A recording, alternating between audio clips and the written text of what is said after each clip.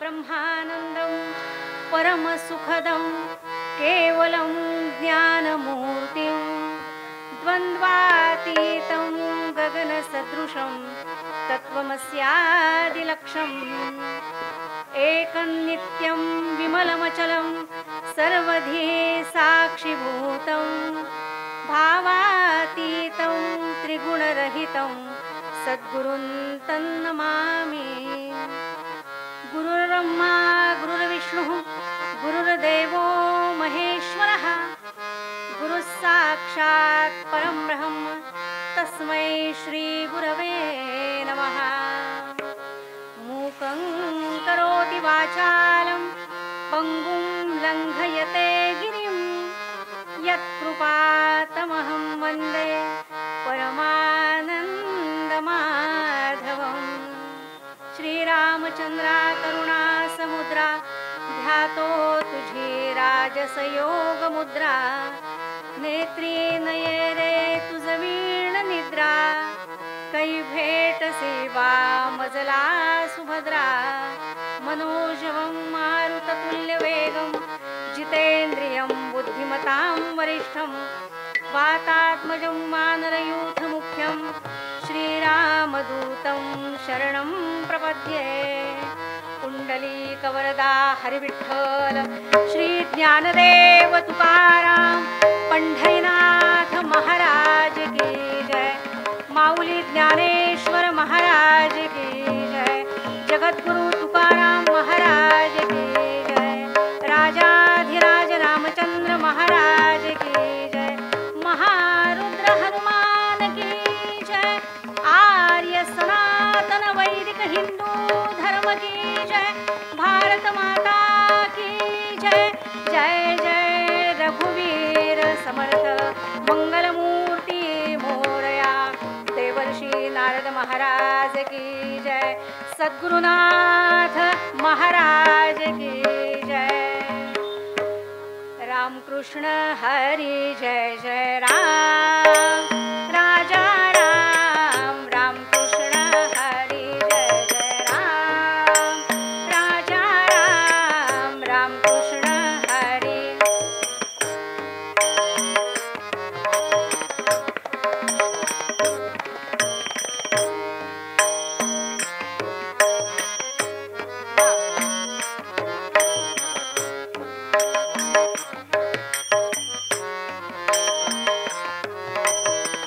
नवनी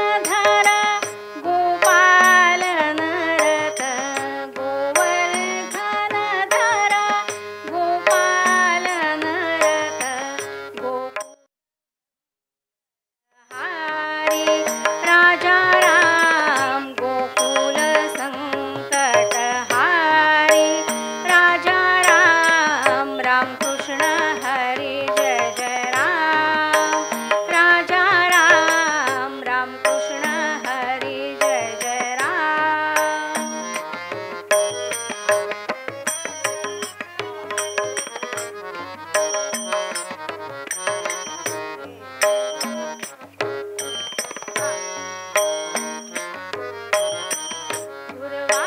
दुर्वासोऽनुत दुःखविमोचक दुर्वासोऽनुत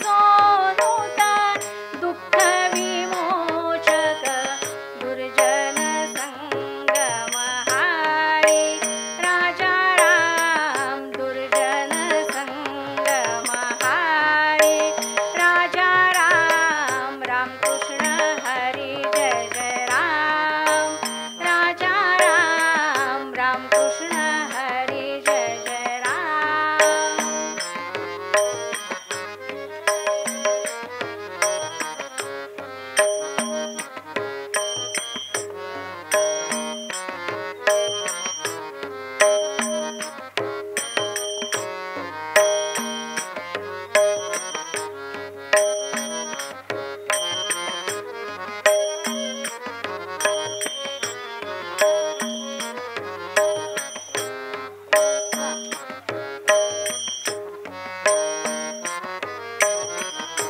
शरणागत दीना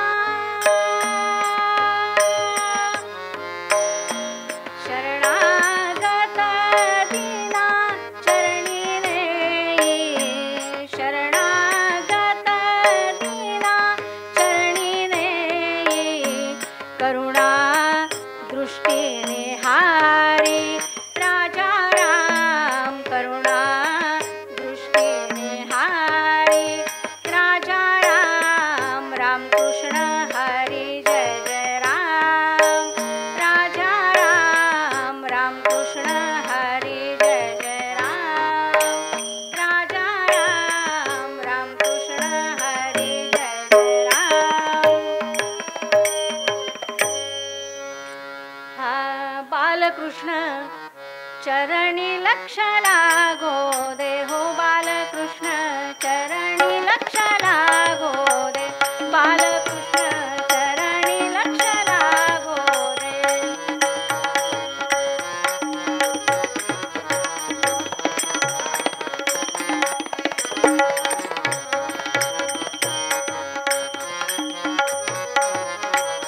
कीर्तन संगे रंगात देह वाहो दे कीर्तन संगे कीर्तन संगे कीर्तन संगे कीर्तन संगे रंगात देह वाहो दे बालकृष्ण चरणी लक्ष लागो दे बालकृष्ण चरणी लक्ष लागो दे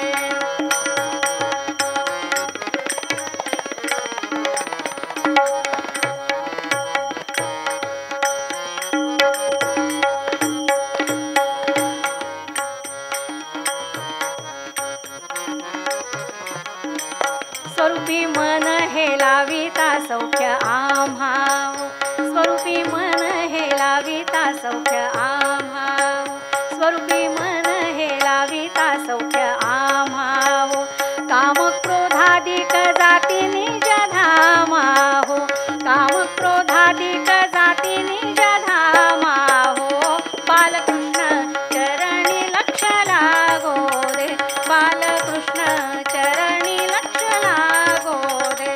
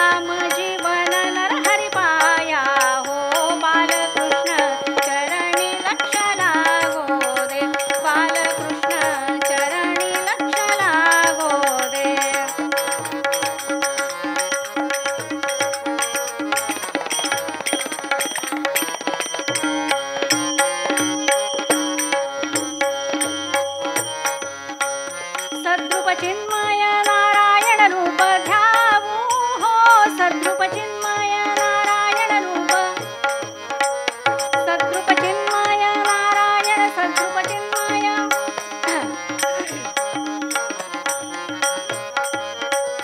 सद्रूप चिन्मय चिन्मय सद्रूप चिन्मय सद्रूप चिन्मय सद्रूप चिन्मय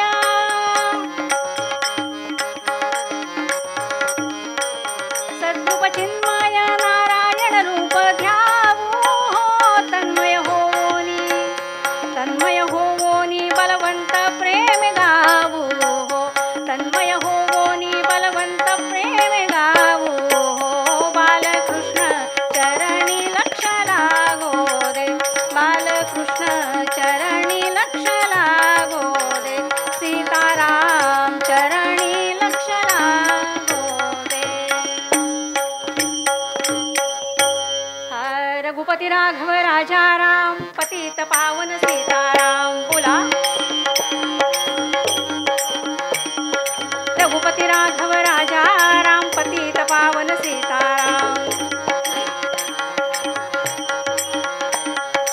रघुपती राघव राजा राम पतित पावन सीताराम रघुपती राघव राजा राम पतित पावन सीताराम रघुपती राघव राजा राम पतित पावन सीताराम रघुपती राघव राजा राम पतित पावन सीताराम रघुपती राघव राजा राम पतित पावन सीताराम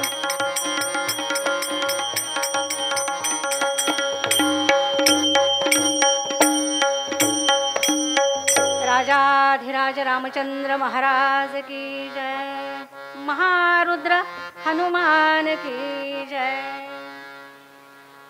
सगळ्यांचा आवाज सद्गुरुनाथ महाराज की जय जय रघुवीर समर्थ मंगलमूर्ती मोरया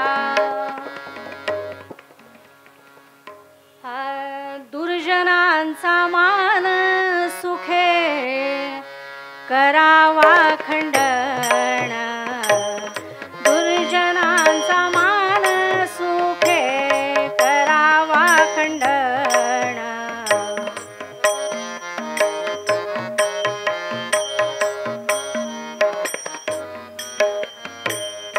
दुर्जनांचा मान सुखे करावा खंडन लाथ हाणुनी या वारी गुंडा वाट शुद्ध करे लाथ हाणुनी या वारी गुंडा वाट शुद्ध करे दुर्जनांचा मान सुखे करावा खंडन दुर्जनांचा मान सुखे करावा खंडन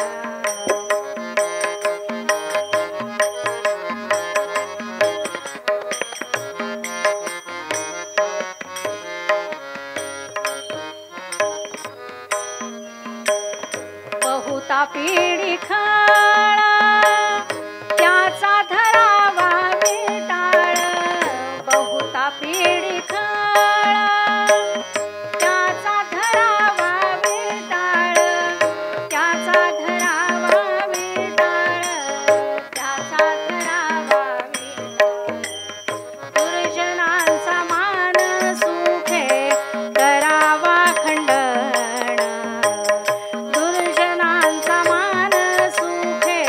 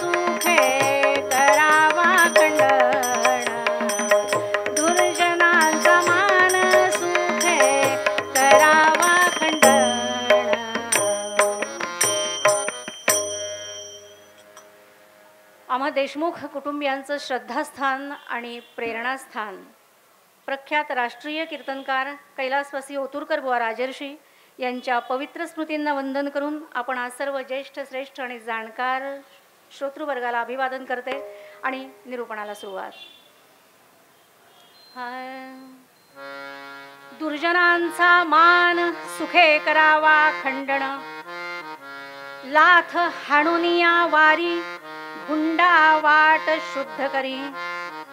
बहुता पिढी खळ त्याचा धरावा विटाळ, आणि तुका म्हणे नखे काढून टाकी देती सुखे. पंढरीनाथ राजाधिराज रामचंद्र महाराज की जय. महारुद्र हनुमान की जय.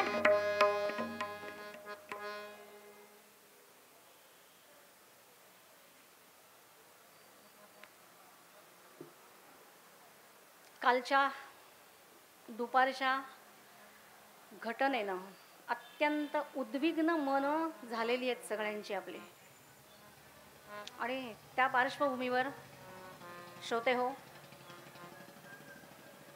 काश्मीरच्या पहलगाम या परिसरामध्ये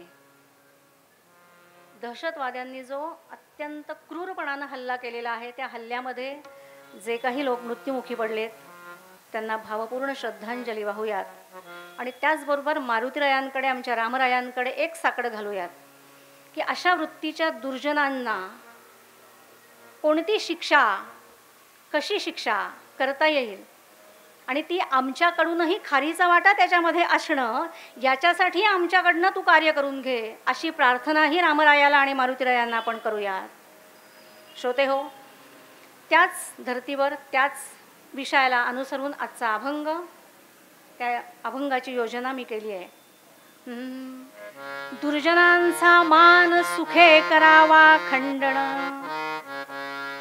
जगद्गुरु तुकाराम महाराजांचा अभंग.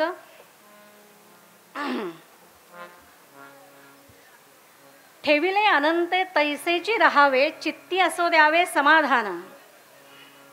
असं सांगणारे महाराज, असं सांगणारे महाराज की वेळ पडली, प्रसंग आला तर हातामध्ये शस्त्र घेऊन सुद्धा वार करायला कमी करणार नाही आम्ही, असे आम्ही वारकरी होऊ.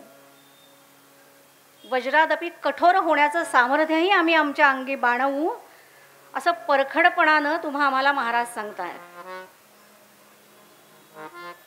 आणि असे तुकाराम महाराज आजच्या आपल्या अभंगामध्ये दुर्जनांशी कसं वागावं याचं मार्गदर्शन आम्हाला आज करतायत. दुर्जनांचा मान सुखे करावा खंडन. प्रत्येक दुर्जन हा समाजाचा घात करतो असं नाही, समष्टीचा घात करतो असं नाही. आणि म्हणून प्रत्येक दुर्जनाशी कसं वागावं आणि प्रत्येकानं कसं वागावं, प्रत्येकानं आपापल्या कुवतीनुसार, आपापल्या योग्यतेनुसार दुर्जनाशी कसा मुकाबला करावा, याचं उत्तम मार्गदर्शन महाराजांनी आजच्या अभंगामध्ये केलं आहे.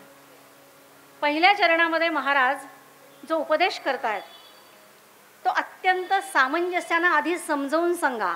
साम दाम दंड भेद ही नीती अवलंबायला सांगतायत. कारण प्रत्येक दुर्जन हा समष्टीचा घात करणारा नसतो, म्हणून आधी त्याला समजावून सांगा, आणि समजावून तो ऐकत नसेल तर मग पुढच्या चरणांमध्ये पुढचं मार्गदर्शन आहे. पण समजावून सांगण्याचा अधिकार कुणाला की त्याला जो विषय समजला पाहिजे, त्या गोष्टीचं ज्ञान त्याला हवं आहे, अशी व्यक्ती दुसऱ्याला समजावून सांगते की नाही. मग ज्ञान असणं म्हणजे काय, कोणतं ज्ञान हवंय, जे आत्ता बाजारामध्ये काही पैसे मिळाल्यानंतर ज्ञान नसलं तरी चालेल, पण तुम्हाला पैसे दिले की त्याच्या बदल्यात सर्टिफिकेट नावाचा कागद मिळतो, असं तथाकथित ज्ञान, हे ज्ञान अपेक्षित आहे का महाराजांना. तर ज्ञान कोणतं असावं, तर ज्ञानी माणसाची लक्षणं सांगतात शास्त्रकार. अक्रोध वैराग्य जितेंद्रियत्वम, क्षमा दया शांती जनप्रियत्वम, निर्लोभदाने भय शोक हानि, ज्ञानस्य चिन्हञ्च दशलक्षणानि राजाधिराज रामचंद्र महाराज की. अक्रोध वैराग्य, कोणत्याही गोष्टीचा कितीही संताप आला तरी तो प्रगट न करणं, याला अक्रोध असं म्हणतात. हे लक्षण अत्यंत महत्त्वाचं आहे. आमच्या ठिकाणी आहे का? आम्हाला प्रत्येक क्षणाला राग येत असतो, क्रोध येत असतो, आणि त्या क्रोधाच्या भरामध्ये आमच्या हातून काय काय होत असतं हे सांगायची गरज नाही आहे. अक्रोध, वैराग्य, शांती, क्षमा, दया, इंद्रियांवर निग्रह, हे सगळे जे गुण आहेत ती ज्ञानाची लक्षणं आहेत. आणि म्हणून अशा लक्षणांनी युक्त आहे त्यालाच इतरांना समजावून सांगण्याचा अधिकार आहे असं शास्त्रकारांचं म्हणणं आहे. मग दुर्जन जो आपल्या सन्मार्गामध्ये आडकाठी आणण्याचा प्रयत्न करतो, आधी त्याला समजावून सांगा, महाराज म्हणतात. त्यांच्याच आयुष्यातला प्रसंग सांगते. मंबाजी नावाचा एक दुर्जन जो देहूमध्ये येऊन आपली पाठशाळा चालवतोय, पण पाठशाळेकडे एकही विद्यार्थी येईना, कारण त्या देहूमध्ये असलेला तुक्या नावाचा कोणी वाणी ब्रह्मज्ञान लोकांना सांगतोय, त्यामुळे याची पाठशाळा रिकामी हो. आणि म्हणून असा संतापला, आणि म्हणून या तुकोबाला चांगली अद्दल घडवावी म्हणून संधी शोधतोय. पण सज्जनांकडून अशा दुर्जनांना अशा संधी मिळतील का? आणि म्हणून यानंच संधी निर्माण करावी आणि या तुकोबाला शिक्षा करावी म्हणून या मंबाजीनं काय केलं की पांडुरंगाच्या देवळाच्या भोवती सभोवती काटेरी कुंपण सगळीकडे टाकलं, की जेणेकरून लोकांना त्याचा त्रास होईल आणि त्या अनुषंगानं तुकोबा काहीतरी बोलेल आणि मग आपण ही संधी साधूयात, असा विचार या मंबाजीनं केला. श्रोते हो, ते काटेरी कुंपण प्रदक्षिणेच्या मार्गावर पाहिल्यानंतर लोकांना त्रास व्हायला लागला हो. ते काटे लोकांना पोचायला लागले आणि म्हणून तुकोबारायांना कळवळले महाराज की नाही, ते काटेरी कुंपण काढून टाकायला पाहिजे. आणि म्हणून महाराजांनी लगेच अंमलबजावणी केली, ते काटेरी कुंपण काढून टाकलं. आणि हीच संधी त्यानं उचलली आणि त्या काटेरी कुंपणाचीच एक मोठी काठी त्याच्यातली काढली, काटेरीच. आणि तुकाराम महाराजांना इतकं त्या काठीनं बदडायला सुरुवात केली, अक्षरशः महाराजांना रक्तबंबाळ होईपर्यंत यानं मारायला सुरुवात केली हो. पण महाराजांच्या मुखातनं हू किसू नाही. इतकं मारलं, शेवटी याचे हात दुखायला लागले तेव्हा हा थांबला. याचे हात दुखायला लागले तेव्हा हा मनुष्य थांबला. महाराज निघून गेले घरी, पण हा मात्र तळमळ तळमळ करत बसलाय. सगळं अंग याचं दुखायला लागलं, हात पाय दुखतायत, सगळं अंग वेदनेनं विवळत पडलाय आपल्या घरामध्ये. पण महाराजांना हू किसू नाही हो. महाराज नित्याप्रमाणे रोज संध्याकाळी पांडुरंगाच्या देवळामध्ये दर्शनाला निघाले. पण दर्शनाला निघताना आठवणीनं एक वाटी हातामध्ये घेतली, त्याच्यामध्ये तेल घातलं आणि तेलाची वाटी घेऊन मंदिरामध्ये जाण्याच्या आधी या मंबाजीच्या घरी आले. या मंबाजीच्या घरी आले आणि मंबाजी तिथे विवळत पडलेले पाहिले. मंबाजी बुवा, फार लागलं का हो? फार दुखतायत का हातपाय? यानं विचारायला हवं होतं, तुकोबा फार लागलं का? पण उलट विचारतायत महाराज काय की मंबाजी बुवा, हातपाय फार दुखतायत का हो? थांबा, मी अंगाला तुमच्या तेल चोळून देतो. श्रोते हो, परिणाम काय झाला असेल की त्या मंबाजी बुवानं महाराजांना साष्टांग दंडवत घातलं आणि त्या दिवसापासून शिष्यत्व स्वीकारलं. एवढं रक्तबंबाळ होईपर्यंत हा मनुष्य महाराजांना मारतोय आणि त्याच्यावर महाराजांचं हे वागणं पाहिल्यानंतर कोण बदलणार नाही, कोणता दुष्ट दुर्जन बदलणार नाही हो. हे सामर्थ्य संतांच्या शांतपणाचं, अक्रोध, वैराग्य, जितेंद्रियत्वम हे जे गुण सांगितले ना, या गुणांचं सामर्थ्य आहे की हे सगळे गुण ही ज्ञानीपणाची लक्षणं ही सगळी संतांच्या ठाई आहेत. आणि म्हणून त्यांना समजावून सांगण्याचा अधिकार आहे. आणि म्हणून संतांची वाणी आजपर्यंत सरकारी नियमांनी जेवढे लोक बदललेले नाही, जेवढा समाज बदललेला नाही, बदलणार नाही आणि बदललेलाही नाहीये मागचा पण जे तेवढाच संतांच्या दिव्य वाणीतनं आलेला सन्मार्गाचा उपदेश ध्यानी घेऊन त्या मार्गावरून ते चाललेले आहेत. जो समाज चालतो तो बदललाय, बदलतोय आणि इथून पुढेही बदलणार आहे, अशी दिव्य वाणी आमच्या संतांची आहे. आणि अशा संतांना दुर्जनांना समजावून सांगण्याचा अधिकार आहे. अशा संतांच्या वाणीचा परिणाम या दुर्जनांवर होतो आणि आपली दुर्जन वृत्ती ते बदलायला कारणीभूत होतात.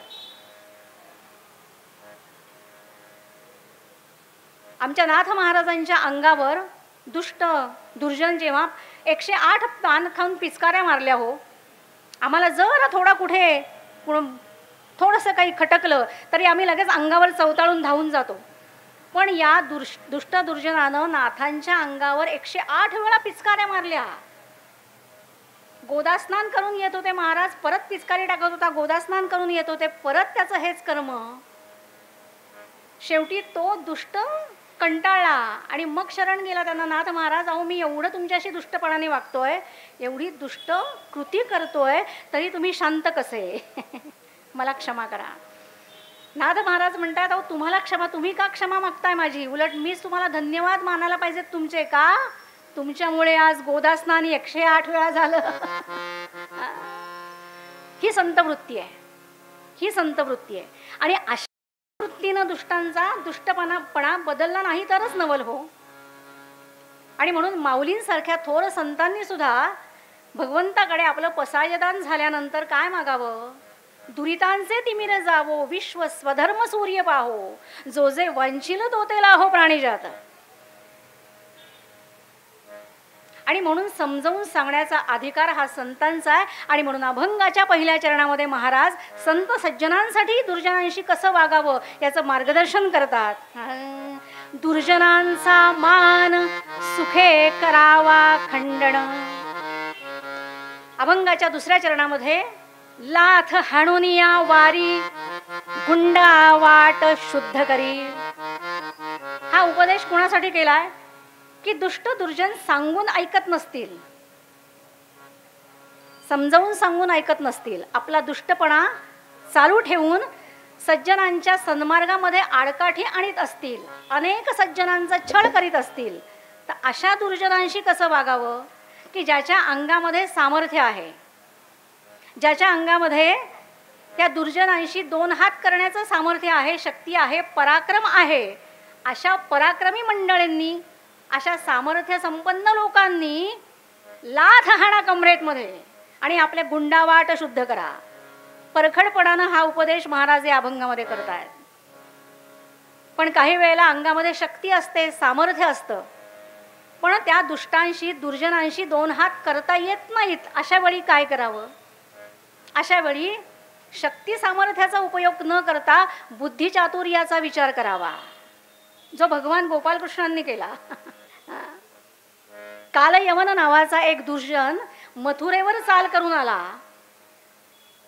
या कालयवनानं ब्रह्मदेवाकडून वरप्राप्ती करून घेतली होती. काय? की मथुरा वासियांकडून मला कधीही पराजय स्वीकारावा लागणार नाही आणि मला मृत्यूही त्यांच्या हातून येणार नाही. भगवान गोपालकृष्ण मथुरावासी. आणि म्हणून हा कालयवन जरासंधाला मदत करण्यासाठी म्हणून भगवंतावर म्हणजे मथुरेवर चालून आला. आता आपल्या हातून तो काही मरणार नाही, मथुरावासियांकडून मरणार नाही, हार पत्करणार नाही, कारण वर प्राप्त झालेला आहे. अशा वेळी काय करावं? युद्धाला सुरुवात होणार, दोन्हीकडे सैन्य आहे आणि आता युद्धाला सुरुवात होणार.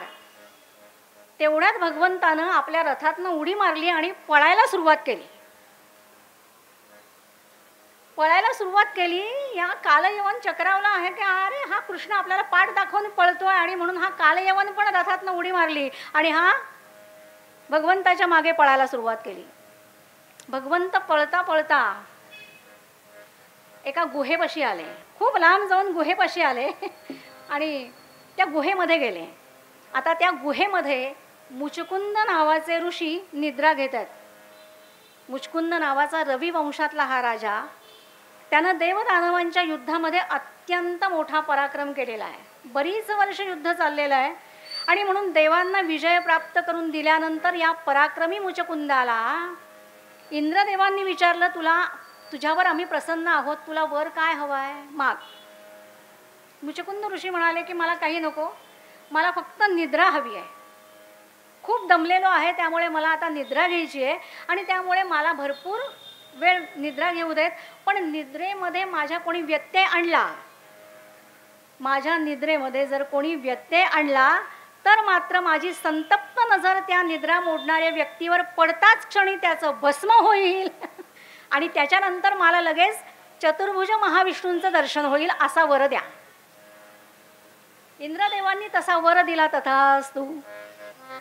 आणि या गुहेमध्ये हा मुचकुंद ऋषी, हे मुचकुंद ऋषी झोपलेले होते. भगवंताला हे माहिती होतं म्हणून त्या गुहेजवळच ते आले. गुहेमध्ये शिरले, मुचकुंद ऋषी तिथे झोपलेले होते आणि म्हणून आपल्या अंगावरचा शेला मागून तो कालयवन धावत येतोय. आपल्या अंगावरचा शेला पटकन मुचकुंदाच्या अंगावर टाकला आणि भगवंत जरा पलीकडे लपले. आणि तेवढ्यात कालयवन धावत आला त्या गुहेमध्ये आणि तिथे भगवंताचा शेला पाहिला. काय रे, इथे भ्याडासारखा लपून राहिलास काय हां? आणि म्हणून अशी जोरात लाथ मारली. तो शेला उपसला आणि जोरात लाथ मारली. तो मुचकुंद ऋषी जागे झाले आणि समोर तो कालयवन पाहिला. संतप्त नजर त्याच्याकडे पाहिली, मात्र भस्म होऊन पडला. क्षणार्धात भस्म झालं त्या कालयवनाचं. आणि भगवंत त्याच्यानंतर समोर आले आणि आपलं चतुर्भुज रूप त्या मुचकुंद ऋषींना दिलं. श्रोते हो, अंगामध्ये सामर्थ्य होतं, पराक्रम होता, पण या दुष्ट दुर्जनाला, कालयवनासारख्या दुष्ट दुर्जनाला या पराक्रमानं संपवता आला नसता. म्हणून भगवंतानं हे युक्तिचातुर्य वापरलं आणि त्या दुष्टाचा नाश केला. श्रोते हो, आणि म्हणून सामर्थ्य पराक्रम असल्यानंतर मात्र या दुष्ट दुर्जनांच्या कृत्यांना आळा घालण्यासाठी छत्रपती शिवरायांच्या 5-5 शाया महाराष्ट्रावर आधिपत्य गाजवत आहेत. आणि या 5 अत्यंत अत्याचारी शायांना शह देण्याचं सामर्थ्य आमच्या शिवरायांकडे आहे. पण काही काळ मनामध्ये वैराग्य धारण झालं आणि म्हणून आपल्या स्वराज्याचं दानपत्र महाराजांनी आमच्या समर्थांच्या झोळीत देण्याचा प्रयत्न केला की महाराज आता वैराग्य प्राप्त व्हायचं आहे, मला आता काही नको, राज्य नको, काही नको. समर्थांनी अत्यंत मोलाचा उपदेश आमच्या छत्रपती शिवरायांना केला. शिवबा, की अरे तुला मी जर रामदासाची ही दीक्षा दिली तर आणखीन एक रामदासी तयार होईल, आणखीन एक रामदासी तयार होईल. पण या महाराष्ट्राला आत्ता पराक्रमाची गरज आहे. सज्जनांचं रक्षण आणि दुर्जनांचा नाश आणि त्याच्या योगानं धर्माचं संस्थापन, धर्माचं रक्षण करणं हे अत्यंत महत्त्वाचं आहे. आणि ते धर्माचं रक्षण, तो धर्मरक्षक तूच आहेस. आज महाराष्ट्राला वाचवणारा धर्मरक्षक तुझ्याशिवाय दुसरा कोणी नाही आहे. या भूमंडळाचे ठाई धर्मरक्षी ऐसा नाही, हा महाराष्ट्र धर्म राहिला काही तुम्हाकरिता, असा उपदेश आमच्या रामदास समर्थ रामदासांनी केला. आणि ते दानपत्र महाराजांना परत देऊ केलं. आणि समर्थ रामदासांचा हा विश्वास आमच्या छत्रपती शिवरायांनी सार्थ करून दाखवला. महाराज असं म्हणाले असते की जाऊ दे, त्या अफजल खानाचं कर्म त्याला भोगू दे, असं म्हणाले असते तर आमचं काय झालं असतं आज. किंवा त्या उन्मत्त इंग्रजी अधिकाऱ्यांचं वागणं बघून त्यांच्या कर्माची फळं ते भोगतील. आमच्या सावरकर टिळकांनी असं म्हटलं असतं, आमच्या क्रांतिकारकांनी असं म्हटलं असतं तर आज आमची अवस्था काय होती. आणि म्हणून अशा पराक्रमी, ज्यांच्याकडे असा पराक्रम आहे, सामर्थ्य आहे दुष्टांना शह देण्याचं, त्यांनी पराक्रमच दाखवून दुष्टांचा नायनाट केला पाहिजे. म्हणून पुढच्या चरणामध्ये आमचे महाराज तेच सांगतात की या पराक्रमी लोकांना उपदेश काय केला आहे. लाथ कमरेमध्ये लाथ आणा आणि आपली गुंडावाट शुद्ध करा. लाथ आणून या वारी गुंडावाट शुद्ध करी. पण आता शिवरायांसारखा पराक्रम आमच्याकडे नाही. प्रत्येकाला तलवार घेऊन, हातामध्ये तलवार घेऊन पराक्रम गाजवण्याचं सामर्थ्य नसतं. किंवा संतांच्या सारखं सुद्धा ज्ञान आमच्याकडे नाही आहे की ज्या ज्ञानाची लक्षणं पाहिली ते ज्ञानही आमच्याकडे नाही आहे. ते संतांचे गुणधर्म आमच्याकडे नाही आहेत. मग दुष्ट दुर्जनांशी तुम्ही आम्ही कसं वागावं. तुमचा आमचा पण विचार संत करतात. हो, सामान्यातल्या सामान्य लोकांचा विचार संत करतात, म्हणून ते संत आहेत. तुमच्या आमच्यासाठी श्रोते हो, शक्तीने दुर्जन माराया, शक्तीने दुर्जन माराया,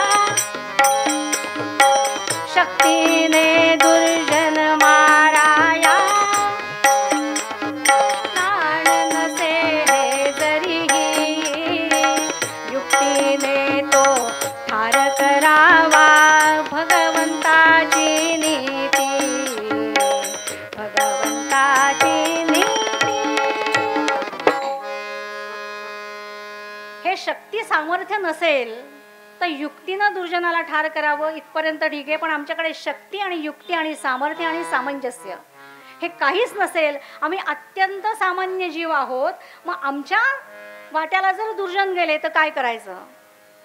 तुमच्या आमच्यासाठी अभंगाचं तिसरं चरण. बहुता पिढी खळ त्याचा धरावा विटाळ. अशा दुष्ट दुर्जनांपासून 4 हात लांब राहा. दुर्जन या शब्दाचा ढोबळ अर्थच तसा आहे की ज्यांना दूर ठेवणंच आपल्या हिताचं असतं त्यांना दुर्जन असं म्हणावं. मग असे दुर्जन आपल्या सन्मार्गामध्ये जर आडकाठी करीत असतील तर अशा दुर्जनांपासून 4 हात लांब राहा. पण 4 हात लांब राहून फक्त त्यांच्या दुर्जन कृत्यांना फक्त बघत राहायचं का? त्यांची दुर्जन कृत्य निदान आम्हाला संघटित होता येतं की नाही? आम्हाला गर्दी करून जिथं काही धार्मिक आमचे कार्यक्रम असतील त्या आम्ही टी व्हीवरचे सगळ्यात कंटाळवाणे कार्यक्रम बघत असतो की नाही? हो म्हणायचं. तिथे वेळ घालवतो की नाही? मोबाईलमध्ये रील मागून रील बघत असतो की नाही? हो म्हणायचं. मग इथे कार्यक्रम चालेत, होऊ देत ना चौकात गर्दी, सगळं ट्रॅफिक अडवू देत ना, उद्या पेपरमध्ये बातमी येऊ देत ना. मनात नसलं तरी आम्ही संघटित आहोत हे दाखवण्यासाठी इथं एकत्र या. घरात बसून नका बघू ऐकू कीर्तन. हे संघटित होणं हे फार महत्वाचं, ही काळाची गरज आहे की नाही आमच्या धर्मासाठी, आमच्या देशासाठी आणि आमच्या देवासाठी आम्ही संघटित होतोय. कोणाचा वाकडा डोळा करण्याची ताकद आहे मला सांगा? आज आम्ही संघटित नाही आहोत. आम्ही स्वतःला सज्जन समजत असू तर घरामध्ये बसून आम्हाला काही बसण्याचा अधिकार नाही आहे. आम्ही हिरण्यकश्यपूच्या पक्षाचे आहोत का प्रल्हादाच्या पक्षाचे आहोत? आम्ही रामाच्या पक्षाचे आहोत का रावणाच्या पक्षाचे आहोत? आम्ही कंसाच्या पक्षाचे आहोत का कृष्णाच्या पक्षाचे आहोत? आमची मनाची ग्वाही जर ईश्वर प्रेरणेनं प्रेरित झालेली असेल तर आम्हाला घरात बसून चालणार नाही. आमच्या प्रत्येकाच्या योग्यतेप्रमाणे, प्रत्येकाच्या कुवतीप्रमाणे आम्हाला आमच्या कार्यामध्ये खारीचा का वाटा होईना पण तो वाटा उचललाच पाहिजे, जे कार्य रामरायांनी आपल्यासाठी केलंय. जो अवतार कशासाठी धारण केलाय? परित्राणाय साधूनाम विनाशाय च दुष्कृताम धर्मसंस्थापनार्थाय संभवामी युगे युगे. प्रत्येक वर्षी आम्ही रामजन्माचीच वाट बघायची का? मगाशी सांगितल्याप्रमाणे छत्रपती शिवरायांनी अफझलखान जेव्हा चालून आला तेव्हा वाट बघितली असती की कोणाची दुसऱ्यांची कोणी दुसरं तरी कार्य करो, चाललं असतं का ते? 32 दातांचा हा बोकड मारण्यासाठी स्वतः नरसिंहाचा अवतार धारण केला ना आमच्या छत्रपतींनी. असे 32 दातांचे बोकड, त्यांची संख्या आज वाढतीये. त्या प्रमाणामध्ये आमच्या हृदयातला छत्रपती शिवाजी जागा झाला पाहिजे की नाही? हो म्हणायचं. राम जागा व्हायला पाहिजे की नाही? मारुतीचं उड्डाण आमच्याकडनं झालं पाहिजे की नाही? आमच्या कुवतीप्रमाणे ती शक्ती, ते सामर्थ्य प्रत्येकात असेलच असं नाही. म्हणून तर हा अभंग आज घेतलाय की प्रत्येकाला महाराजांनी मार्गदर्शन केलंय की तुमच्या कुवतीप्रमाणे दुर्जनांशी एकाच दोन हात करा, ते सामर्थ्य ठेवा. आणि म्हणून तुम्ही आम्ही काय करायचंय? दुष्ट दुर्जन असा वरून कळतो का हो? जो दुर्जन असतो ना तो वरून फार छान असतो, आम्हाला तो कळत नाही. दुष्ट तो दुर्जन, नामदेव महाराज म्हणतात, दुष्ट तो दुर्जन दुरीच धरावा, संगन करावा पापियांचा. सर्पाचे पिले साने म्हणून पोशियले, त्यासी पान दिधले अमृताचे. नव्हे ते निर्विष न सांडी स्वभाव गुण, घेऊ पाहे प्राण पोषित्याचे. राजाधिराज रामचंद्र महाराज की. दुष्ट तो दुर्जन दुरीचं धरावा, संगन करावा पापियाचा. सर्पाचं पिल्लू एवढंसं छान चमकदार असतं, फण्यावर 10चा आकडा असतो. ते डोलायला लागलं की आपण पण डोलतो की नाही? हा, गारुड्याच्या पुंगीवर तो सर्प डोलतो तेव्हा किती छान दिसतो. माया किती छान दिसतो, म्हणून पर्समध्ये ठेवू का त्याला? सर्पाचे पिले साने म्हणून पोशियले, त्यासी पान दिधले अमृताचे. त्याला कितीही दूध पाजलं तरी तो विषच गराळच ओकणार आहे. त्याप्रमाणे संवर्धितोपि भुजगापयसा नवश्यः तत्पालकानपि निहन्ति बलेन सिंहा. सर्पाचं पिल्लू त्याला कितीही दूध पाजलं तरी ते अमृत करणार नाही. त्याचं विषच त्याला कितीही दूध पाजलं तरी विषामध्ये रूपांतर होणार आहे. तसंच सिंह जरी आपला शेळी मेंढी पाळल्यासारखा आपण पाळला तरी ते हिंसावादी असल्यामुळे केव्हा ना केव्हा तरी आपल्याला पंजा दाखवल्याशिवाय राहणार नाही. आणि सिंहाचा पंजा आपल्या पंजावर पडल्यानंतर पुण्यतिथी. आणि म्हणून अशा दुर्जनांपासून लांब राहा. अशा दुर्जनांना वेळीच ओळखा आणि आपल्या कुवतीप्रमाणे त्यांना ठेचून काढण्याचं सामर्थ्य दाखवा. आणि म्हणून महाराज शेवटच्या चरणामध्ये सांगतात, तुका म्हणे नखे काढून टाकी देती सुखे. प्रत्येकाच्या हाताला पायाला किती बोट आहेत रे? 5. किती हात आहेत, किती पाय आहेत? 2 हात आणि 2 पाय. आणि त्याला नख किती आहेत?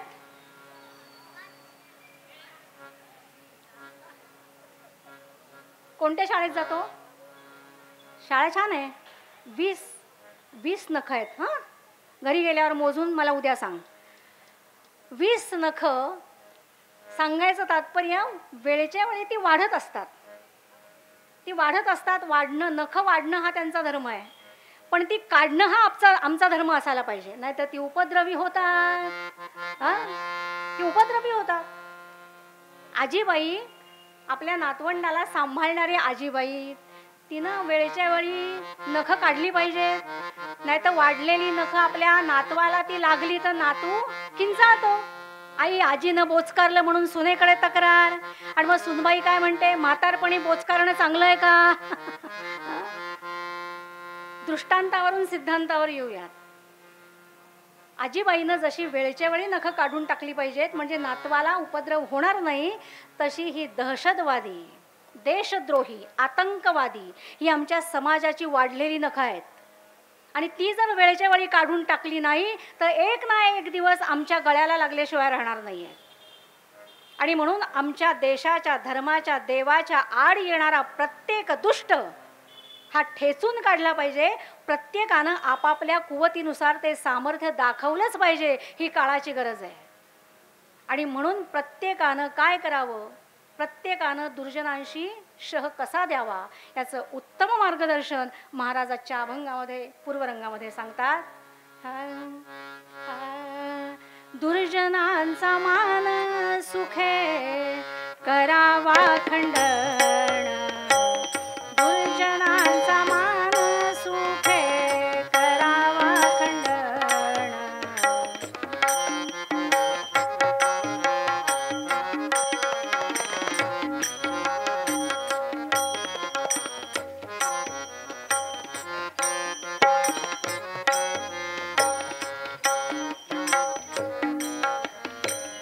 लाथ हाणून यावा रे गुंडा वाट शुद्ध करे. लाथ हाणून यावा रे गुंडा वाट शुद्ध करे.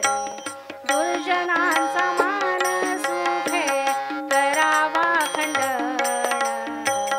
दुर्जनांचा मान सुखे करावा खंडन.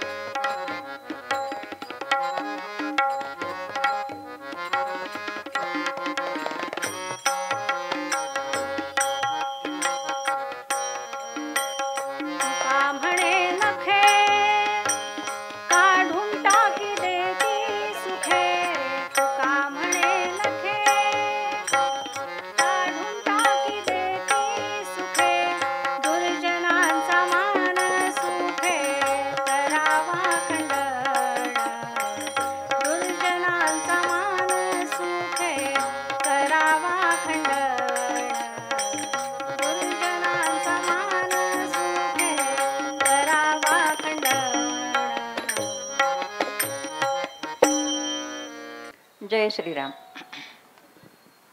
नाही कुणाचे कुणी, नाही कुणाचे कुणी, तुझे नवे रे कोणी, तुझे नवे रे कोणी.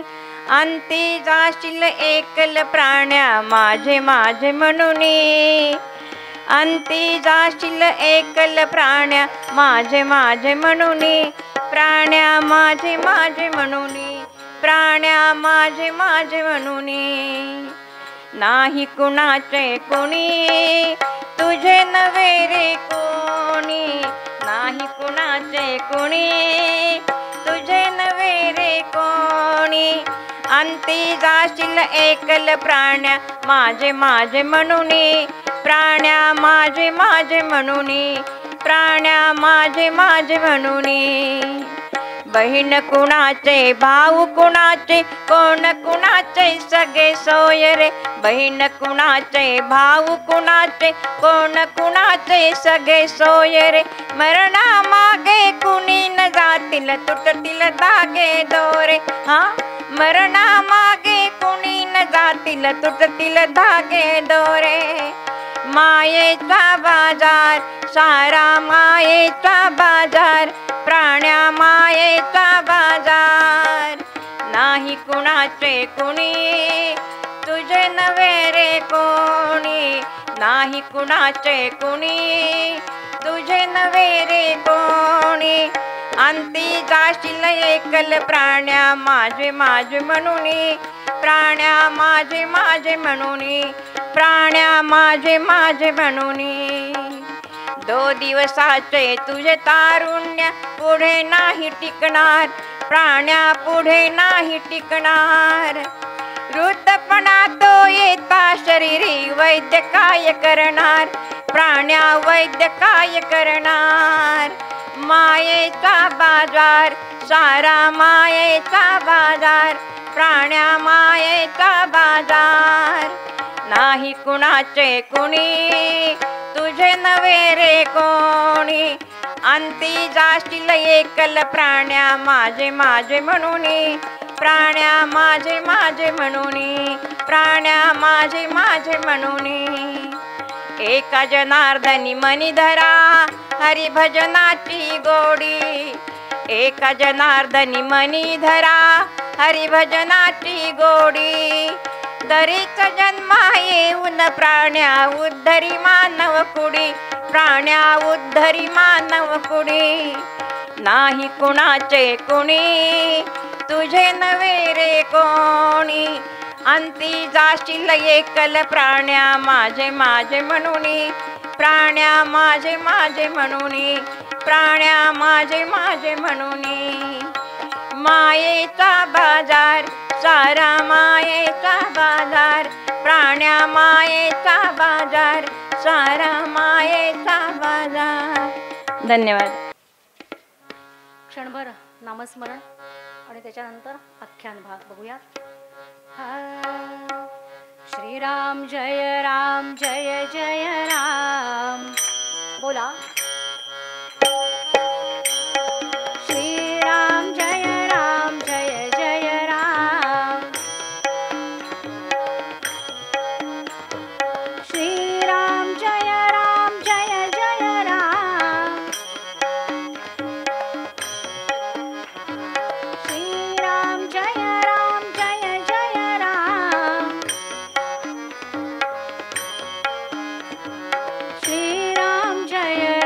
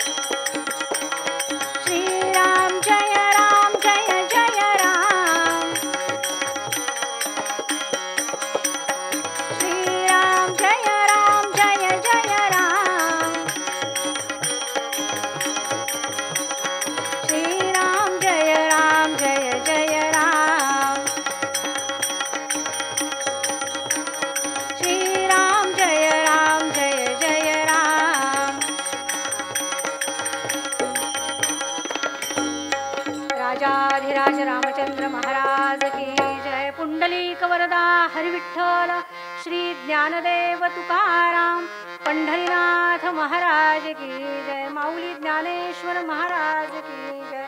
जगद्गुरु तुकाराम महाराज की जय. महारुद्र हनुमान की.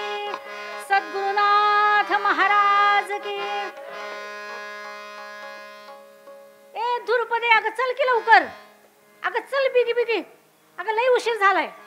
अगं अगं अगं मावशी थांब जरा, अगं लेकराला झोप येत होते जरा. लेकरू पोट भर ना की लेकरू जरा 4-5 तास झोपतोय बघ, आणि मग निवांत जाऊ की. अगं चल, उशीर होतोय, पटकन चल.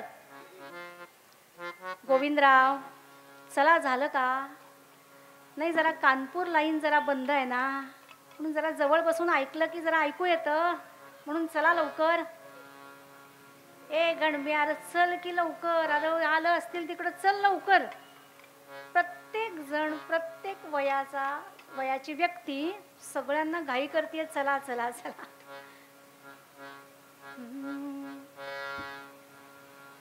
कशासाठी घाई झाली आहे? काय? कीर्तनाला, कीर्तन ऐकायला. कोणाचं कीर्तन आहे? आंबे जोगाईच्या, आंबे जोगाईच्या सन्निधजे परळी वैजनाथ असे. तेथे साधू मूर्ती, तेथे साधू मूर्ती, नागा जगमित्र भक्त नांदत से. रामा रामा रामा हरे हरे रामा रामा रामा रामा सीतापते रामा रामा रामा रामा रघोत्तमा रामा. आंबे जोगाईच्या सन्निधजे परळी वैजनाथ असे, आणि तेथे साधू नागा जगमित्र भक्त नांदतसे. जगमित्र नागा नावाचे साधूमूर्ती असलेले कीर्तनकार या अंबेजोगाईमध्ये कीर्तन करतात, आणि आपल्या कीर्तनामधून कीर्तन भक्ती म्हणून कीर्तन करतायत. बरं, कीर्तन भक्ती म्हणून जेव्हा कीर्तन केलं जातं तेव्हा कीर्तनकार 24 तास कीर्तनकार, तेव्हा कीर्तनकार 24 तास कीर्तनकार असतो.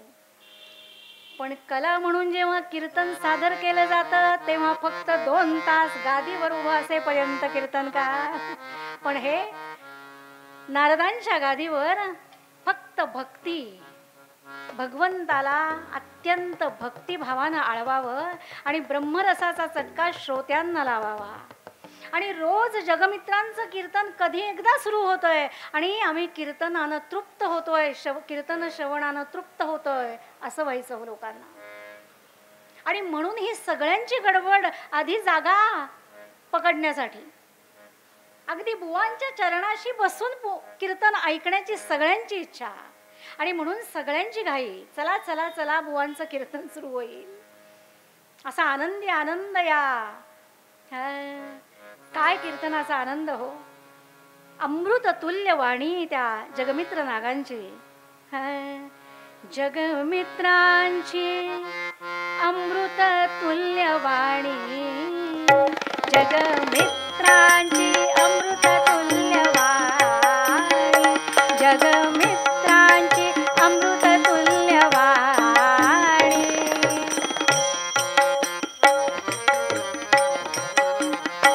श्रवणी पडता लोचना येई पाणी, श्रवणी पडता लोचना येई पाणी. श्रवणास स्वये कैट भारी, स्वये येई, स्वये येई, स्वये येई. श्रवणास कैट भारी, रंग चढला से कीर्तनास भारी, रंग चढला से कीर्तनास भारी. वा वा वा वा, असा कीर्तन रंग या परळी वैजनाथामध्ये चाललेला असताना अहो सगळे या जगमित्र नागांना देवतुल्य संत असेच मानायचे हो. भगवंताच्या कथा सादर करताना साक्षात भगवंत तिथे उपस्थित आहे आणि भगवंत आपल्याला कृपाशीर्वाद देत आहेत. हीच अनुभूती आमच्या जगमित्र नागांच्या कीर्तनामध्ये, असा अधिकार मिळवलेला या कीर्तनाच्या माध्यमातून. कीर्तनाचे नि नटनाचे प्रायश्चित्त हरिले विस्मरण झालं, क्षमा करा. राजाधिराज रामचंद्र महाराज की. असा कीर्तन अधिकार या जगमित्रांनी मिळवलेला. आणि अशा या जगमित्रांचं सगळे जगमित्र नागा का म्हणायचे हो त्यांना, की कोणाविषयी कधीही राग लोभ मद मोह मत्सर या सगळ्या विकारांपासून लांब आहेत. आणि म्हणून जगमित्र हे सगळ्यांचे झालेले आहेत. असे हे नागा जगमित्र आणि हे कीर्तन, यांचं कीर्तन ऐकण्यासाठी लोकांची नुसती झुंबड उडायची. आणि अशा या परळी वैजनाथामध्ये असा आनंदी आनंद लोक उपभोगतायत. आणि अशा या परळी वैजनाथामध्ये एक यवन कमावीसदार आलाय, सरकारी अधिकारी. हा यवन असल्यामुळे आपल्या अत्यंत कडवा धर्मनिष्ठ यानं काय करावं, लोकांना बाटवावं, हिंदू लोकांना बाटवावं, त्यांच्या मुलींशी विवाह करावेत आणि इस्लामी प्रजा वाढवावी, असं याचं कर्म इथं आल्यानंतर चालू झालं. पण जगमित्र नागांची आपल्या कीर्तनामध्ये लोकांना शिकवणूक, धर्मनिष्ठ कसं राहता येईल, आपल्या स्वधर्माशी एकनिष्ठ कसं राहता येईल, देव देश आणि धर्माची शिकवण आपल्या कीर्तनामधून जगमित्र नागा देत होते. आणि त्यामुळे याच्या धर्मकार्याला प्रतिबंध होत होता. कोणीही लोक आपला धर्म सोडायला तयार नव्हते. आणि म्हणून हा अत्यंत संतप्त झाला की कसंही करून या जगमित्राचा काटा काढला पाहिजे, काय करावं. आणि म्हणून या जगमित्राला या जगातनं संपवल्याशिवाय आपल्या धर्माचं कार्य, कडवा धर्म हा, त्यामुळे याला संपवलं पाहिजे. म्हणून विचार करतोय काय करूयात, काय करूयात. कारण सगळा गाव, आपण एवढे सरकारी अधिकारी असून सुद्धा सगळा गाव या भिकारड्या कीर्तनकाराच्या मागे कसा लागलाय. लोक पाहायला गेले तर सगळे त्यांच्या मागे, आपलं कुणीच ऐकत नाहीये. आणि वास्तविक सगळ्या गावानं आपली हाजी हाजी केली पाहिजे, पण हे सगळं उलटच घडतंय. म्हणून हाही राग त्याच्या मनामध्ये, काय करावं. आणि म्हणून एक दिवस कीर्तन संपल्यानंतर रात्रीचे 12-12:30 वाजलेले आहेत आणि सगळे कीर्तन श्रवण करून आनंद घेऊन आपापल्या घरी गेलेले आहेत. अत्यंत खेडेगाव, फार पूर्वीचा काळ, जगमित्रांची गवताची झोपडी आणि त्या झोपड्यामध्ये थंडीचे दिवस आहेत. आणि त्या झोपड्यामध्ये जगमित्र नागा, त्यांची पत्नी आणि 2 मुलं आनंदानं झोपी गेलेले आहेत. आणि अशा या थंडीच्या दिवसांमध्ये या यवन कमावीसदारानं काय करावं हो. आपल्या समर्थकांच्या बरोबर आपले काही साथीदार बरोबर घेतले, पलिता पेटवला आणि जगमित्र नागांच्या झोपड्याजवळ आले. अक्षी बाजूला बाजूला अशी घरं होती लांब लांब. आणि त्यामुळे गवताचं झोपडं आणि दिलं पेटवून. दुष्टपणाने आग लावली भयकंपित सारे लोक, दुष्टपणाने आग लावली भयकंपित सारे लोक. आकाशाला ज्वाला भिडती मरणा पडला हो धाक, आकाशाला ज्वाला भिडती मरणा पडला हो धाक. पोरे बाळे आत झोपली किंचित नाही हालचाल, पोरे बाळे आत झोपली किंचित नाही हालचाल. प्राण साधूचे काय करावे, प्राण साधूचे काय करावे, काही कळेना. प्राण साधूचे अनमोल, प्राण साधूचे अनमोल. पोरे बाळे आत झोपली किंचित नाही हालचाल.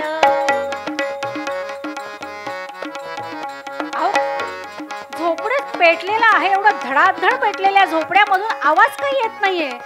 झोपड्यामध्ये आहे की नाही कुणी, असले तर आरडाओरडा ऐकू आला असता, वाचवा वाचवा म्हणून हे शब्द गाणी आले असते. पण तसं काहीच घडत नव्हतं. पोरे बाळे आत झोपली किंचित नाही हालचाल. आणि म्हणून आग शांत होण्याची वाट बघतात. ज्या झोपड्यामध्ये साधू जगमित्र आहेत, त्यांची बायका मुलं आहेत की नाही, का आपण यायच्या आधी चटचट चटचट असा आवाज आला, सगळे लोक गोळा झाले, तेव्हा लोकांचा हा विचार चाललेला आहे की अरे आतमध्ये आपण यायच्या आधी यांचा कोळसा झाला की काय, आणि असं म्हणून रडारड सुरू झाली. हो, सगळा गोंधळ त्या ठिकाणी सुरू झाला. लोक रडतायत, ओरडतायत, पण झोपडं पेटलेल्या झोपड्यापडनं अजिबात आवाज नाहीये. आणि लोक वाट बघतायत आता अग्नी शांत झाला पाहिजे. अग्नी शांत झाला की मग जाऊयात, कारण आपण या अग्नीमध्ये उडी मारली आणि आतमध्ये कोणीच नसलं तर आपला जीव धोक्यात. म्हणून लोक रडतायत, शांत होत आहेत. आणि म्हणून आग शांत जेव्हा झाली तेव्हा काही लोक आतमध्ये गेले झोपड्यामध्ये. तो श्रोते हो, सगळं झोपडं जळून खाक झालेलं. पण चमत्कार या लोकांना दिसला. निजले होते साधू, निजले होते साधू, नागा जगमित्र शांत चित्ताने. तैसे कुटुंब त्यांचे, तैसे कुटुंब त्यांचे, दोघा पुत्रास वेची शांत मने. रामा रामा रामा हरे हरे रामा रामा रामा रामा रघुत्तमा रामा रामा रामा रामा सीतापते रामा. अहो, चमत्कार पाहायला लोकांनी एवढ्या धडाडून पेटलेल्या त्या झोपड्यामध्ये जगमित्र नागा, त्यांची पत्नी आणि 2 मुलं अक्षरशः तिथे काहीही अग्नीचा प्रादुर्भाव न होता झोपलेले, शांत चित्तानं झोपलेले पाहिले. आणि लोकांनी आनंदाने एकच जय जयकार केला. पुंडलिक वरदा हरी विठ्ठल, जय जयकार ऐकला.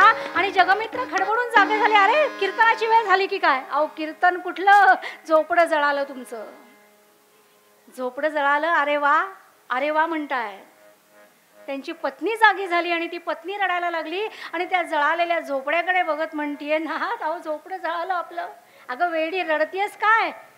अगं आदल्या दिवशीच आमच्या जगमित्र नागांनी अग्निकुंडा माझी घातीला प्रल्हाद तरी तो नारायण विसरेना हे प्रल्हादाचं आख्यान लावलं होतं. आणि या रात्रीच त्यांना हा अनुभव येतोय, ही प्रचिती येते. अगं रडतीयस काय? बायकोला म्हणतायत. अगं भगवंतानं त्या प्रल्हादासारखा अंगीकार आपला केलाय. अहो पण आपलं झोपडं जळालं, त्याचं काय? अगं एवढं आधी छोटंसं खोपटं होतं गवताचं, आता भगवंतानं बघ केवढं विशाल घर दिलंय. केवढं विशाल घर दिलंय. जायचं कुठे? जगमित्र नागा म्हणतायत, वेडे, अगं माझे प्रभू अयोध्येतून निघाले 14 वर्षांच्यासाठी, तेव्हा ते कुठे राहिले? माझे पांडव जेव्हा हस्तिनापुरातून बाहेर पडले तेव्हा ते कुठे राहिले 12 वर्ष? आपणही तिथेच राहूया. रानात राहुनिया स्वीकारुयात पाला, बांधू लहान आश्रम साहुनी आत पाला. रानात राहुनिया स्वीकारुयात पाला. धा तेना तेना कधेना धा. रानात राहुनिया स्वीकारुयात पाला, बांधू लहान आश्रम साहुनी आत पाला. रानात राहुनिया संसार नवरथाची, पती पत्नी 2 चाके, प्रारब्ध सारथी हा, मन बुद्धी अश्व हाके. पुण्याईच्या पथाने पाहू त्रिलोक पाला, बांधू लहान आश्रम साहुनी आत पाला. रानात राहुनिया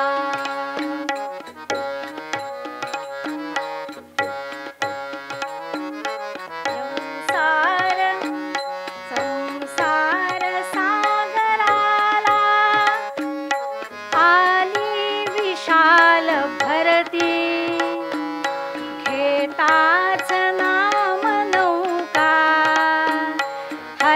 भक्त सर्व तरती पुण्याईच्या पथाने पाहू त्रिलोक पाला बांधू लहान आश्रम साहुनियात पाला रानात राहुनिया रानात राहुनिया. अगं रानामध्ये जाऊ आणि तिथे परत आपला झोपडा बांधूयात, काळजी कशाला करतेय? पण लोक म्हणतात आम्ही एवढ्या सज्जन वृत्तीच्या माणसाला, एवढ्या थोर संत प्रवृत्तीच्या माणसाला आम्ही गावाबाहेर जाऊ देऊ, रानात जाऊ देऊ? ऐका रे, सगळ्यांना गावकऱ्यांनी ओरडून एकमेकांना सांगितलं, मातीवाल्यांनी माती द्यायची, विटावाल्यांनी विटा द्यायच्या, लाकूडवाल्यांनी लाकूड द्यायचं आणि या महात्म्याचं छान घर बांधून द्यायचं. राणी वनी त्या जाऊ नका हो, राणी वनी त्या जाऊ नका हो, घर देतो बांधोनी. राणी वनी त्या अजिबात जाऊ नका. हा, राणी वनी त्या जाऊ नका हो, घर देतो बांधोनी. हरिभक्ताला सहाय्य करण्या, हरिभक्ताला सहाय्य करण्या, जन येती धावोनी, जन येती धावोनी. अजिबात राणीवाणी जायचं काही कारण नाही, आम्ही सगळे म्हणून तुम्हाला घर बांधून देतो. आणि मग काय, बघता बघता बघता 2-3 दिवसामध्ये रात्रंदिवस गावकऱ्यांनी काम केलं आणि या संत असणाऱ्या जगमित्र नागांना सुंदर घर तयार झालं त्यांचं 2-3 दिवसामध्ये. याला म्हणतात संघटित शक्ती असल्याशिवाय हे कार्य होईल का? सज्जनांसाठी सगळ्या लोकांनी एकत्र येऊन हे काम केलं आणि सुंदर वास्तू उभी केली. आणि या इस्लाम धर्माच्या विरोधात फार मोठी कामगिरी झाली. आणि आणि म्हणून चरफडला होतो यवन कमाविजदार, अत्यंत चरफडला की केवढं मोठं हे विरोध, आपल्या विरोधामध्ये हे कारस्थान झालंय. आपण या जगमित्राला मारण्यासाठी याचं झोपडं जाळून टाकलं, पण सगळे गावकरी याच्या मागे आहेत. याला नवीन घर बांधून दिलं. आधी गवताचं झोपडं होतं, आता पक्क घर बांधून मिळालं. काय करावं म्हणून असा संतापलेला हा यवन कमाविजदार. काय आता, आता कोणती संधी? पण तेवढ्यामध्ये, आणि श्रोते हो, नुसतंच घर बांधून दिलं नाही तर एका मनुष्यानं आपली बखळ होती, ती बखळ पांडुरंगाच्या मंदिरासाठी म्हणून मी तुम्हाला देतोय. कारण आधी जुन्या बखळीमध्ये कीर्तन चालायचं आणि तिथे लोक दाटीवाटीनं बसायचे हो. आणि म्हणून आता माझी बखळ मी मंदिरासाठी देतोय असं जाहीर सांगितलं. जगमित्र नागा इतके आनंदित झाले, माझ्या पांडुरंगाला जागा मिळाली. फक्त पांडुरंगाने माझाच विचार केला नाही, गावकऱ्यांनी माझ्या पांडुरंगाचा विचार केला म्हणून अतिशय आनंद झाला. आता या बखळीची जागा जी होती त्याच्यावर या यवन कमाविजदाराचा डोळा.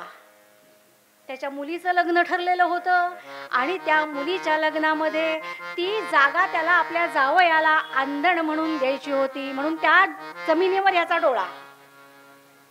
आणि आता ही बखळीची जागा या गावकऱ्यांनी या जगमित्र नागाला, या कीर्तनकाराला देऊ केली आहे. म्हणून असा संतापलेला हा, काय करावा आता, याचा कसा नाश करावा म्हणून हीच संधी शोधतोय हा कमवेजदार. आणि तेवढ्यामध्ये शेजारच्या गावातनं काही लोकांची तुकडी आली. काही लोक गावातनं आले आणि म्हणायला लागले की आमच्या गावामध्ये वाघ सुटलेला आहे आणि तो वाघ गावामध्ये येऊन आमची जनावरं खातोय. आता जनावरं खातोय पण त्याला मनुष्याच्या रक्ताची पण चटक लागेल, तेव्हा त्याचा बंदोबस्त करा. जगमित्र म्हणाला चांगली संधी चालून आली आहे. आणि म्हणून हा एक दिवस जगमित्रांची गाठ घेण्यासाठी गेला. कशासाठी? जगमित्रांच्या त्या नवीन वास्तूमध्ये त्यांनी प्रवेश केलेला आहे. सुंदर शेणानं सारवलेलं अंगण, अंगणामध्ये छानसं तुळशी वृंदावन. सकाळची पूजा झालेली आहे, तुळशीची पूजा झालेली आहे. आणि अशा या प्रसन्न वातावरणामध्ये त्या घरापाशी हा यवन कमावीसदार आला. श्रोते हो, या सगळ्या सज्जनांच्या घरामध्ये या सात्विक वातावरणाची भीती सुद्धा या दुर्जनांना बसते बरं का. दुर्जनांना या सात्विक वातावरणाची भीती बसते. म्हणून आपल्या घराचं वातावरण, आपल्या घरातलं वातावरण अत्यंत सात्विक ठेवावं. आणि म्हणून यमावीसदार विचार करतोय जावं का नाही, बोलावं का नाही. तेवढ्यात हाक मारली, महाराज, ओ महाराज. तेव्हा जगमित्र नागांच्या पत्नीनं पाहिलं यमन कमावीसदार समोर उभे. पत्नीनं सांगितलं आपल्याकडे येऊ, ते कमावीसदार आलेत. असं होय, बरं येऊ दे येऊ दे. आणि मग आल्यानंतर त्यांना बसायला आसन घातलं. बोला काय काम आहे, कशासाठी आलात. नाही महाराज, तुम्ही मोठे संत, अहो तुम्हाला प्रत्यक्ष अग्नी जाळू शकला नाही, तेव्हा म्हणून एक काम मोठं करायला तुमच्याकडे मी आलोय. ते काम तुमच्याच कडून होणार आहे. म्हणे काय काम आहे ते सांगा. म्हणे माझ्या मुलीचं लग्न ठरलंय आणि मुलीच्या लग्नामध्ये जावयानं अट अशी घातलेली आहे की जिवंत वाघ मला माझ्या लग्नामध्ये आंदण हवाय. बघा आता आता जिवंत वाघ कोणी मागेल का हो. पण जगमित्रांना एका दगडामध्ये 2 पक्षी याला मारायचे होते. ती जागाही बळकवायची होती. आणखी वाघाला पकडायला गेल्यानंतर हा जगमित्र नागा जिवंत काही परत येणार नाही ही खात्री होती. आणि म्हणून जगमित्राही संपेल, आणखीन आपल्याला ती जागाही बळकवता येईल. अशा दुहेरी एका दगडामध्ये 2 पक्षी मारण्यासाठी म्हणून हा इथे आलेला आहे. आणि तो म्हणतोय आता, पण तुम्ही जर हा वाघ पकडून आला आणि माझ्या जावयाला जर खुश केलं तर तुम्हाला तुमच्या त्या बखळीच्या जागेवर पांडुरंगाचं तुमच्या मंदिर मी बांधून देईन. बस एवढंच जगमित्रांना छान वाटलं. अहो स्वतः एवढ्या धोक्यामध्ये, धोक्याच्या ठिकाणी जाणं, तर वाघाला पकडून आणणं एवढं सोपं आहे का. पण हा धोका पत्करायला तयार झाले का. माझ्या पांडुरंगाचं मंदिर मला बांधून मिळतंय. आणि झालं.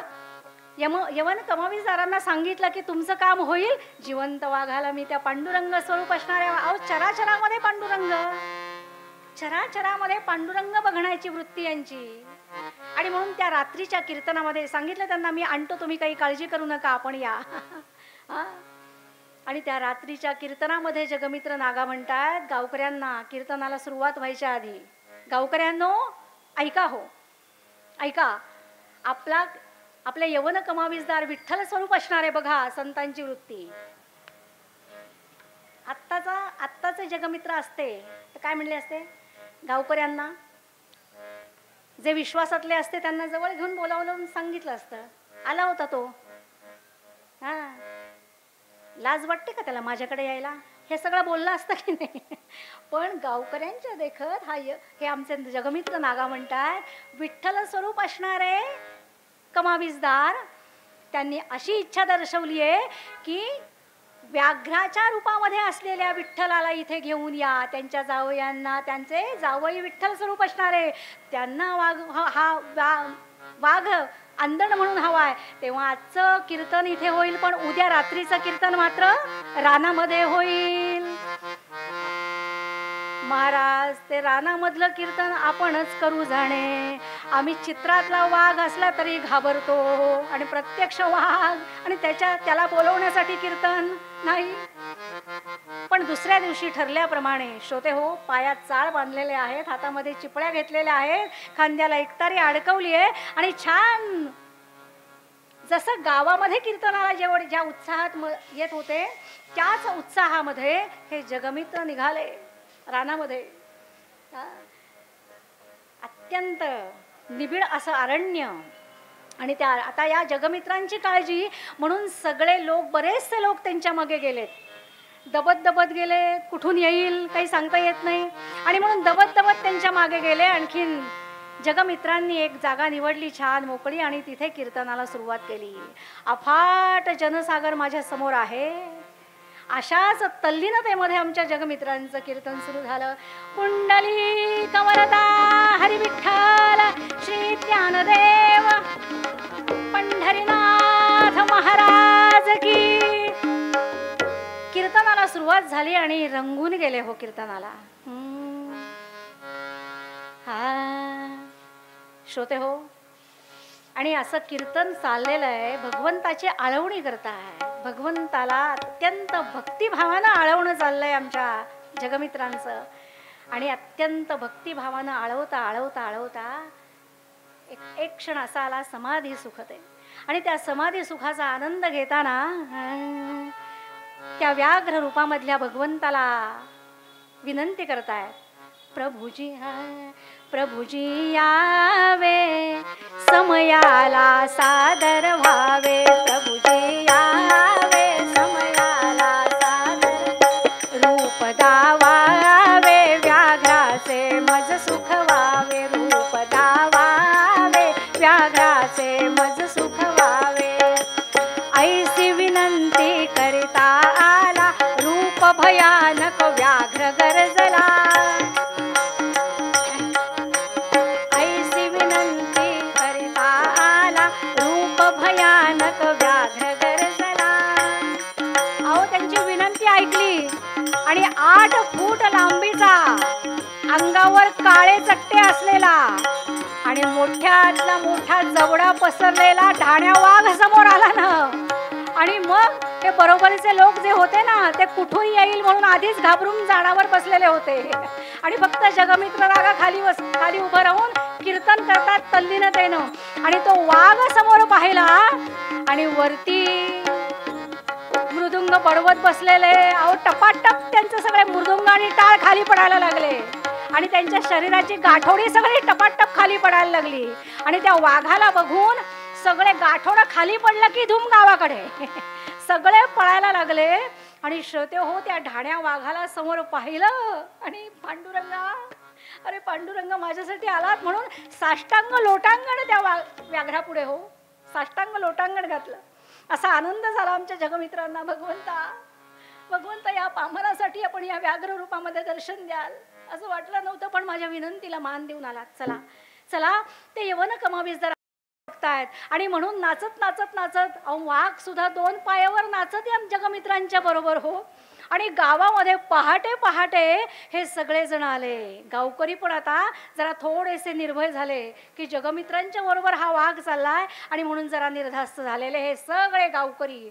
आणि गावामध्ये जिवंत वाघ आलाय ही बातमी पसरली मात्र पळा पळा पळा, गाढवं, कोंबड्या, कुत्री, घोडे, सगळे नुसते सगळे लोक पळापळ सुरुवात झाली. आणि मग सगळ्या लोकांना घेऊन सगळे लोक गावकरी एकत्र आले. चला त्या यमन कमावीसदाराच्याकडे, त्याच्या जावयाला जिवंत वाघ हवाय ना, चला देऊयात. आणि म्हणून यवन कमावीसदाराच्या दारापाशी ही सगळी तोबा गर्दी.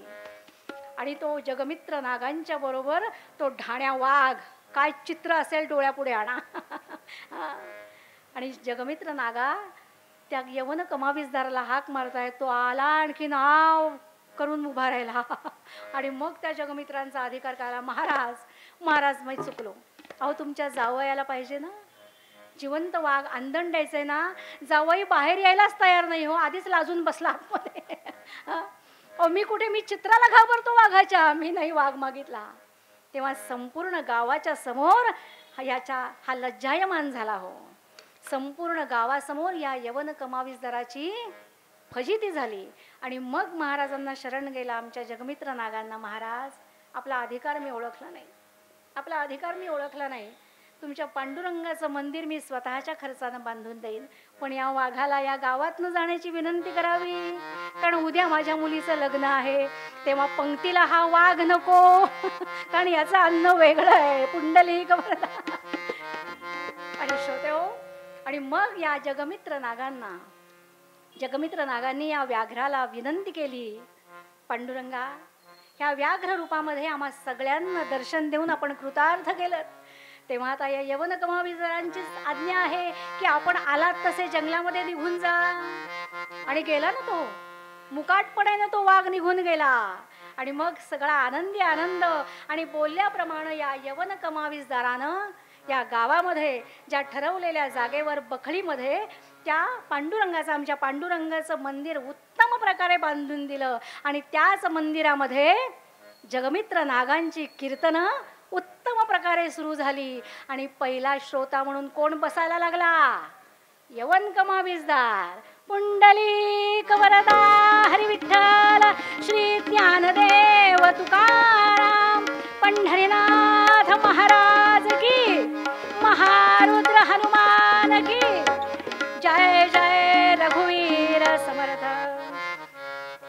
दुष्ट दुर्जन समष्टीचा घात करणारा नसतो, म्हणून आधी समजावून सांगा. हे तुकाराम महाराज सांगतात ना ह्या संतांच्या साठी. ह्या संतांचा अधिकारच तेवढा असतो की यांच्यामध्ये तो अधिकार त्यांनी दाखवला आणि अधिकारानंच त्या यवन कमावीसदाराला आपली दुष्ट वृत्ती सोडायला त्यांनी प्रवृत्त केलं. आणि दुष्ट वृत्ती या यवन कमावीसदारानं सोडली आणि तो सत्प्रवृत्तीवर आला. हे कशामुळे झालं? दुर्जनांचा मान सुखे करावा खंडन. आणि म्हणून आपापल्या कुवतीप्रमाणे आपल्या सन्मार्गामध्ये एकतर आम्ही साधी सरळ माणसं आहोत. आम्ही साधी सरळ माणसं आहोत की नाही? सरळचा हो म्हणा. आमच्या सन्मार्गामध्ये जर कोणी आडकाठी वाकडेपणा केला तर मात्र आम्ही त्याला सरळ केल्याशिवाय राहणार नाही. अशी आम्ही सरळ माणसं आहोत. आणि म्हणून प्रत्येकानं आपली कुवत ओळखावी. आपल्या योग्यतेप्रमाणे आणि आपल्या कुवतीप्रमाणे प्रत्येक दुर्जनाला शह द्यावा. हेच आजच्या पूर्व पद्यामध्ये आम्हाला तुकोबाराय सांगतात. तुका म्हणे नखे, तुका म्हणे नखे काढून टाकी देती सुखे, काढून टाकी देती सुखे. दुर्जनांचा मान सुखे करावा खंडन, मान सुखे करावा खंडन. लाथ हाणून यावारी गुंडा वाट शुद्ध करी, लाथ हाणून यावारी गुंडा वाट शुद्ध करी. दुर्जनांचा मान सुखे करावा खंडन, दुर्जनांचा मान करावा खंडन. आपली नेहमीची प्रार्थना आणि मग हे चिदान देवा देवा. अंतरात मंदिरात म्हणा, अंतरात मंदिरात वैकुंठ विहारी, वैकुंठ विहारी. मंत्र हा म्हणून गरजा रामकृष्ण हरी, मंत्र हा म्हणून गरजा रामकृष्ण हरी. एकतानता मिळवून भावी एक रूपता, एकतानता मिळवून भावी एक रूपता. प्रभूच्याच ध्यानामध्ये लाभते प्रशांतता, प्रभूच्याच ध्यानामध्ये लाभते प्रशांतता. सापडू नका बंधूनो जगाच्या कहारी, सापडू नका बंधूनो जगाच्या कहारी. मंत्र हा म्हणून गरजा रामकृष्ण हरी, मंत्र हा म्हणून गरजा रामकृष्ण हरी, रामकृष्ण हरी, रामकृष्ण हरी. झालेली आजची कीर्तन सेवा मारुतीरायांच्या चरणी अर्पण करूयात आणि तुकोबारायांनी जे मागणं मागितलं ते आपण मागूयात. हे चिदान देवा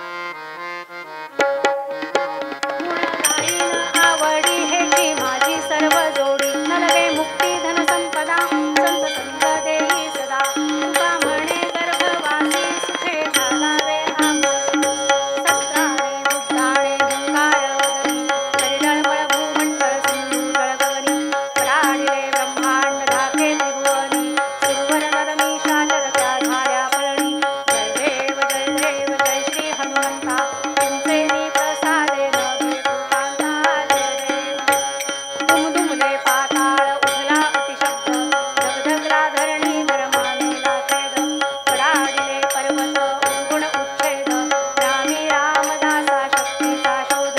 जय देव जय श्री हनुमंता, तुमचे नी प्रसादे न भेटू कांता. जय देव जय देव घालिल्लो तांगण वंदीन चरण, डोळ्यात पाहिन रूप तुझे. प्रेमे अलिंगन अनन्य भावे ओवाळीन मने नाम. त्वमेव